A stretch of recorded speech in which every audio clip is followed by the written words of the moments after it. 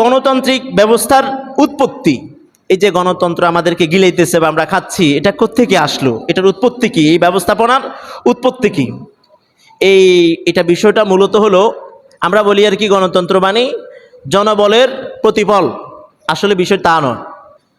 জনবলের যদি প্রতিফল হতো, সবাই যাকে চায় সে হইতো, কিন্তু আপনি অনেকে চান কিন্তু তাকে কি নেতা পান? গণতন্ত্র এটার অপর নাম হলো বণিকতন্ত্র।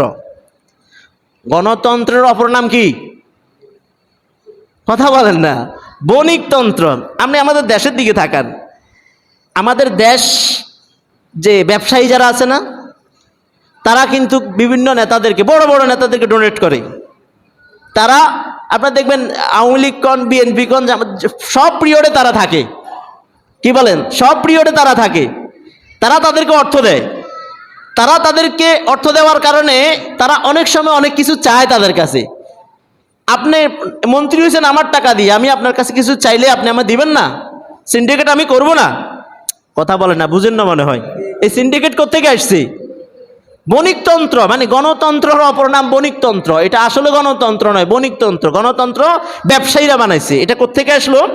পঞ্চদশ শতাব্দীর দিকে যদি আমরা যাই, পঞ্চদশ শতাব্দী থেকে যদি যাই, বিষয়টা হলো ওই সময় পঞ্চদশ শতাব্দীতে ওই সময় ছিল রাজাদের শাসন, জমিদারদের শাসন। আপনারা কিছুটা জানেন, জমিদাররা শাসন করছে না, রাজাদের শাসন ছিল।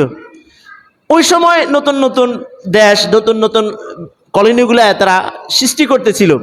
ওই সময় ব্যবসায়ীদের একটা ভালো বাম্পার অবস্থা ছিল, কিন্তু রাজারা আর জমিদাররা তাদের উপর ট্যাক্স লাগায়। এটা কিন্তু ব্যবসায়ীদের মানে এটা মানতে রাজি নয়। আমরা ব্যবসা করবো, রাজাদের জমিদারদের কেন দিব আমরা? সেখান থেকে রাজা জমিদারদের সাথে ক্লেশ হয়, তারা এটা মানতে রাজি না হয়। লম্বা ঘটনা, ইতিহাসটা লম্বা, সংক্ষেপে বলি, সময় নেই। তাদের সাথে ক্লেশ হয়, তারা বললো না, আমরা রাজা জমিদার এটা মানি না, এটা বাদ। কারণ রাজা, তৎকালীন সময়ের রাজারা গড প্লে, মানে আল্লাহর পক্ষ থেকে, মানে প্রভুর গড থেকে তারা আইন প্রণয়ন করে তারা রাষ্ট্র ব্যবস্থা পরিচালনা করত। এই জন্য ব্যবসায়ীরা চুক্তি করলো যে না, আমরা রাজা জমিদারদের শাসন মানি না। কিভাবে করতে হবে? তারা রোম সাহায্যের গ্রিক এবং রোমকদের শাসনটাকে তারা মেনে নিয়েছে। ওইভাবে তারা মেনে নিয়ে তারা কি করছে? এমন শাসক তারা চায় যেটা ব্যবসায়িক বান্ধব, ব্যবসা বান্ধব চায়, এবং তাদের শাসন আমলে যদি ব্যবসার বিরুদ্ধাচরণ হয় তাদেরকে বাদ দিয়ে দিবে, আরেকটা আসবে। এভাবে লম্বা কাহিনী, লম্বা ইতিহাস। তো মূলত আপনার এই গণতন্ত্রটা ব্যবসায়ীদের থেকে সৃষ্টি হয়েছে।